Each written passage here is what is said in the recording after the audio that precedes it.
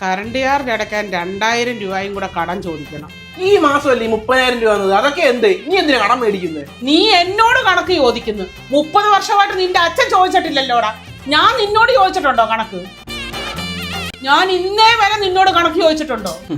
എന്നോട് കണക്ക് പറഞ്ഞിട്ടേ ഇല്ല. പണ്ട് 3 നേരം ഞണ്ണാൻ എഴുന്നേക്കുമല്ലോ. ഇത് എവിടുന്നാ പൈസ കൊടുത്ത് ഉണ്ടാക്കിയതാ? മുണുങ്ങാൻ അറിയാം. വല്ലതും താടാ ഇങ്ങോട്ട്. എനിക്ക് വേണ്ട. നിനക്ക് എന്താ വേണ്ടാത്തത്? 1 കിലോ അരിക്ക് എത്ര രൂപ നിനക്കറിയാവോ? 1 കിലോ അയിലക്ക് എത്ര രൂപയെന്ന് അറിയാവോ? ഈ പയറിന് എത്ര രൂപയെന്ന് അറിയാവോ? നിനക്ക് എന്തോ ഉണ്ട് അറിയാവുന്നത്? ഞാൻ മാവേലിക്കരെ പോയിട്ട് വരാം. ആ വണ്ടിക്കകത്ത് ഒഴിക്കാൻ എവിടെ നാടാ പെട്രോള്?